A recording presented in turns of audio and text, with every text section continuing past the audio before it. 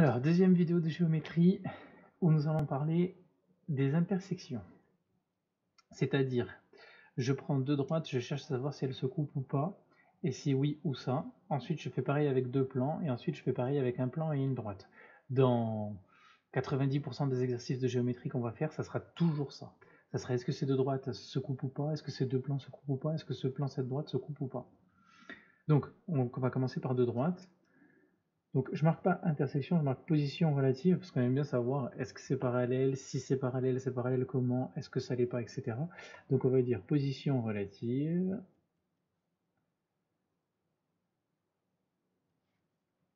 de deux droites.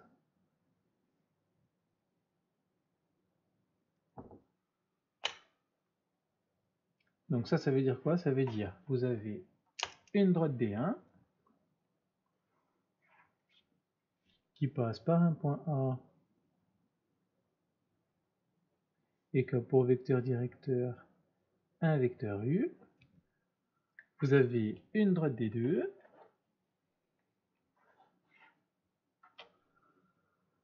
qui passe par un point B et qui a pour vecteur directeur un vecteur V.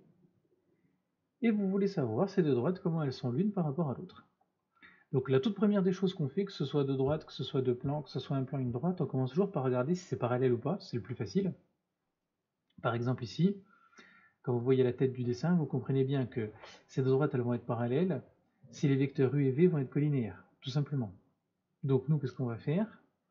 On va faire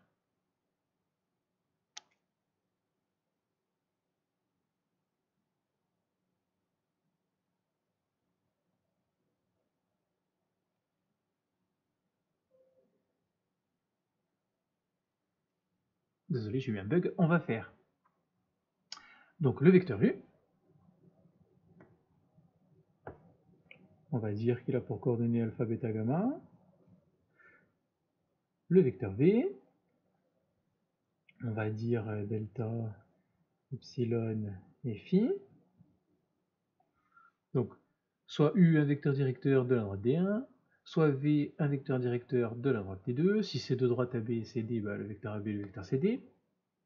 Et je regarde s'ils sont collinéaires ou pas. Comment je fais pour voir s'ils sont collinéaires ou pas? Bah, je regarde juste si c'est proportionnel ou pas. C'est-à-dire que je fais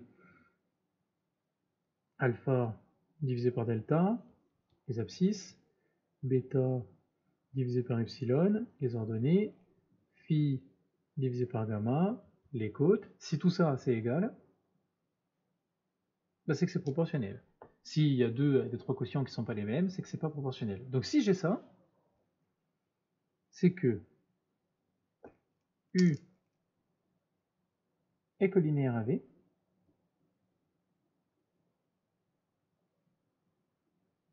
et que donc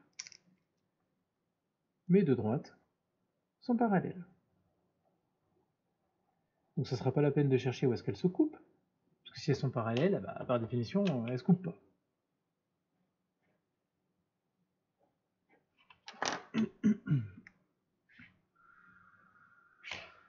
Quand même une petite chose à laquelle on fait gaffe, il y a quand même une question qu'il faut qu'on se pose,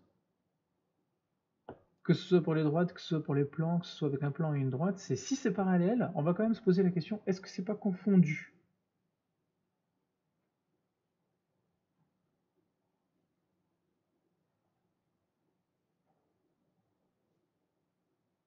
C'est-à-dire que vos deux droites D1 et D2, elles sont parallèles, mais peut-être qu'elles sont parallèles comme ça en fait. Peut-être que D1 elle est là, et D2 elle est là.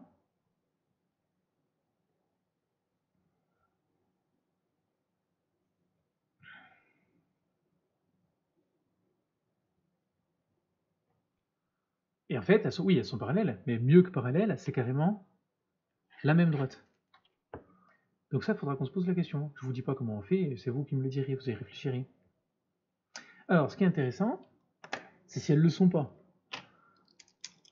C'est-à-dire, imaginons que alpha sur delta, ce soit pas la même chose que bêta sur epsilon, ou que phi sur gamma. Dès qu'il y en a deux qui ne marchent pas, de toute façon, c'est qu'on n'est pas parallèle.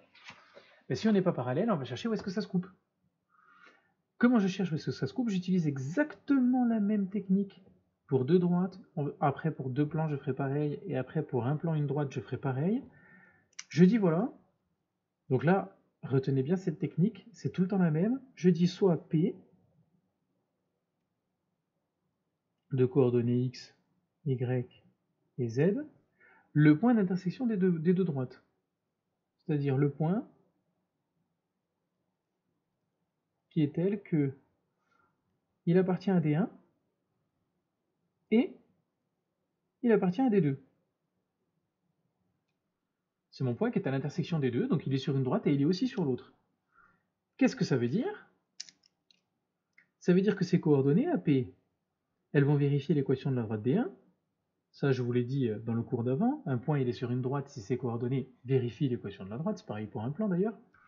Et s'il est sur la droite D2, c'est que ses coordonnées vérifient l'équation de la droite D2. Donc ça veut dire que ce X, ce Y et ce Z qui sont là, ils sont à la fois solution de donc la droite D1, je vous rappelle, un point, le point A, un vecteur, le vecteur U. Donc la droite D1, si je respecte ce que j'ai dit pour définir une droite, x égale xa plus alpha t, y égale yk plus bêta t, z égale za plus gamma t. Un point de la droite, un vecteur directeur, fois t fois t fois t. Et comme je dis que le point il est aussi sur D2, j'ai aussi la droite D2, xb plus delta. Alors, comme c'est pas la même droite, je vais pas mettre le même paramètre. U, y égale yb plus epsilon u, et z égale zb plus gamma, phi, pardon, u. Voilà, votre point P, il vérifie tout ça, les deux équations des deux droites. Alors ça fait un maxi-système qu'on va tout de suite réduire, puisqu'on est d'accord que si j'ai x égale, je peux les mettre ensemble, y égale, je peux les mettre ensemble, et z pareil. Donc finalement j'ai xa plus alpha t, c'est pareil que xb plus delta u, yk plus bêta t, c'est pareil que yb plus epsilon u, et enfin za plus gamma t, c'est pareil que zb plus phi u. Donc vous vous retrouvez avec un système de trois équations à deux inconnus. Je vous rappelle que le point A vous connaissez, le point B vous connaissez, le vecteur U vous connaissez, le vecteur V vous connaissez, il n'y a que T et U qui sont comme inconnus. Donc c'est un système de trois équations à deux inconnus. Ça, on va dire que ça va pas être le truc le plus dur à résoudre qui existe, quoi. Depuis le collège, on sait résoudre les systèmes de deux équations à deux inconnus. Là, vous avez carrément trois équations pour seulement deux inconnus. Alors seulement, il va falloir faire attention à une chose. Parce que le fait qu'il y ait plus d'équations que d'inconnus, qu'est-ce que ça veut dire? Ça veut dire que peut-être que vous aurez une solution, peut-être que vous n'en aurez pas. Alors, pourquoi il est possible que vous n'ayez pas de solution? Parce que comme on est dans l'espace, vos deux droites, si elles sont, comme mes stylos ici, parallèles, on est d'accord, elles ne se coupent pas. Quand on est dans le plan, dès qu'elles sont plus parallèles, il y a un point d'intersection. Mais là, dans l'espace, elles peuvent très bien être comme ça. C'est-à-dire que là, mes stylos, ils sont pas parallèles, mais ils se coupent pas non plus. Parce qu'ils sont pas dans le même plan. Ils sont à des étages différents, on va dire. Donc vous pouvez très bien avoir deux droites D1 et D2 qui sont pas parallèles et qui pourtant n'ont pas de point d'intersection. Ça veut dire que, en vrai, dans l'espace, vous êtes comme ça, comme mes deux stylos. Donc ce système qui est là, soit il a une solution et vous allez trouver un certain T et un certain U et vous aurez le point d'intersection de vos deux droites, soit il n'a pas de solution, ça ne veut pas dire que vous vous êtes trompé, ça veut dire que vos deux droites, on dit qu'elles ne sont pas coplanaires, elles ne sont pas dans le même plan. Donc malgré le fait qu'elles ne soient pas parallèles, elles n'ont pas de point d'intersection. Voilà. Je ne vous montre pas comment on résout ça, parce que j'ose espérer que vous savez résoudre un système de trois équations à deux inconnus, mais on le fera ensemble en exercice quand même. On reste sur la théorie, ça c'était pour deux droites, nous allons faire exactement la même chose avec deux plans. Vous allez voir qu'il n'y a rien qui va changer. Position relative.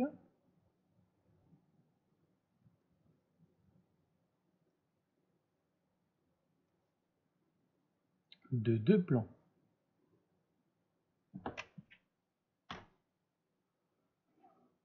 Donc cette fois-ci, un peu le même raisonnement, un plan P1, qui est comme ça, avec, on l'a dit dans le cours précédent, un point A et un vecteur N1 qui est perpendiculaire au plan, un plan P2, qui est comme ça, qui a un point B et un vecteur N2, et rebelote, je veux savoir si ils sont parallèles ou pas, et s'ils sont parallèles, enfin s'ils sont pas parallèles en tout cas, où est-ce qu'ils se coupent. Donc je raisonne exactement comme pour les droites, c'est-à-dire que ça c'est mon plan P1, avec son vecteur normal. Ça c'est mon plan P2, avec son vecteur normal. Vous comprenez bien que si les vecteurs normaux sont parallèles, mes deux plans le sont aussi. Dès que les vecteurs normaux ne sont plus parallèles, mes deux plans vont se couper. Donc, comme tout à l'heure pour les droites, j'ai dit U un vecteur directeur de la première droite, V un vecteur directeur de la deuxième droite, ils sont collinéaires, les droites elles sont parallèles. Je dis pareil. Je dis N1, il a pour coordonnées ABC, c'est un vecteur normal au plan P1. N2, il a pour coordonnées DEF, c'est un vecteur normal au plan P2. Si A sur D, B sur E et C sur F, c'est pareil, c'est-à-dire que mes deux vecteurs sont proportionnels, qu'est-ce que je dis? Je dis N1 et N2 sont collinéaires. Et qu'est-ce que ça veut dire que N1 et N2 sont collinéaires? Ça veut dire que mes plans sont parallèles.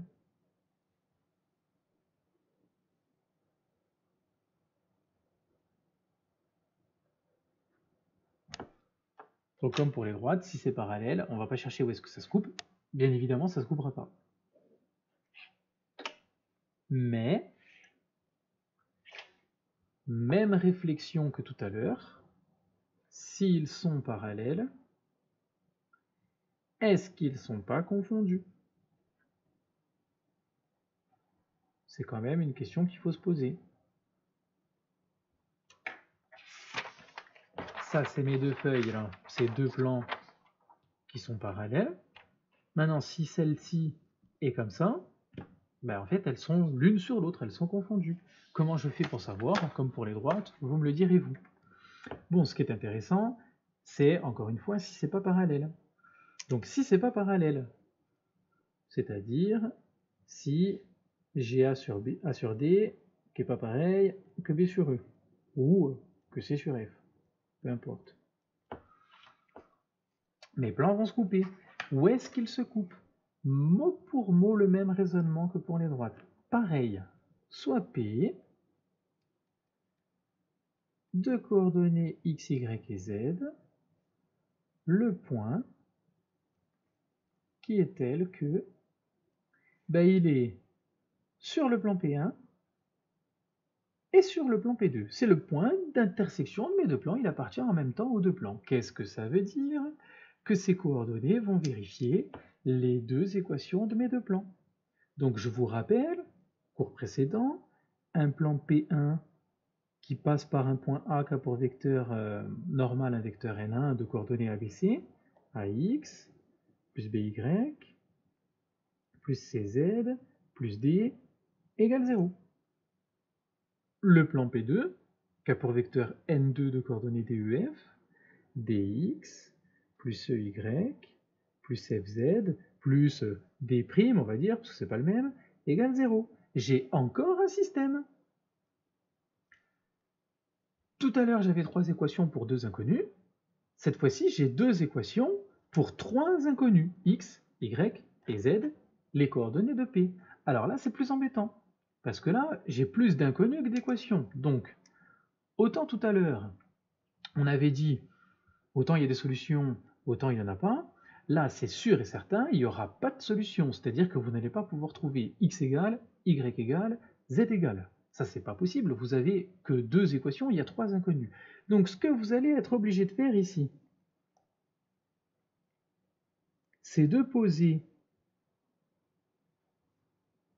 une inconnue. Alors, je dis x, y, z, on s'en fout complètement. Vous choisissez celle que vous voulez. Vous posez une inconnue égale à t. Vous dites, voilà, x, c'est t, c'est un paramètre, on ne sait pas à quoi il est égal. Donc, si vous n'avez plus de x, vous remplacez x par un t qui est connu, il vous reste juste y et z. Donc, vous allez arriver à un x égale t, un y bien évidemment en fonction de t, et un z bien évidemment en fonction de t. Ça, à quoi ça ressemble? À l'équation paramétrique d'une droite. Est-ce que c'est normal? Bien évidemment, quand je prends deux plans et qu'ils se coupent, l'intersection c'est quoi? C'est toute la droite qui est ici. Donc c'est parfaitement normal que quand je fasse l'intersection de deux plans, l'équation que je trouve soit celle d'une droite. Là, c'est pas comme pour les droites, il ne peut pas ne pas y avoir de solution, parce que les plans, c'est un truc en 3D, dès qu'ils ne sont pas parallèles, il y a forcément quelque part où ils vont se couper. Il ne peut pas ne pas y avoir d'intersection, c'est pas comme les droites. On le verra plus en détail en exercice. Je termine par une droite et un plan. Donc position relative d'une droite et d'un plan.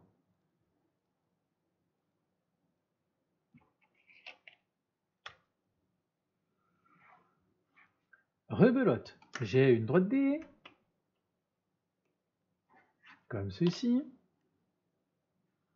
Elle passe par un point A, elle a un vecteur U directeur, et j'ai un plan P, comme ceci. Il passe par un point B, et il a un vecteur N normal.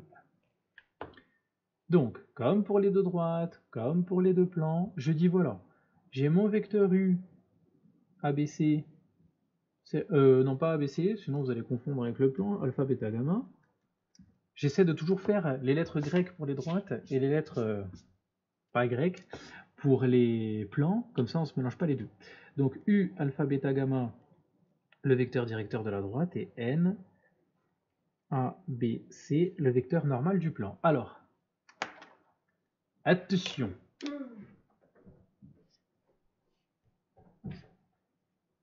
je vais faire U scalaire N. Pourquoi je fais ça?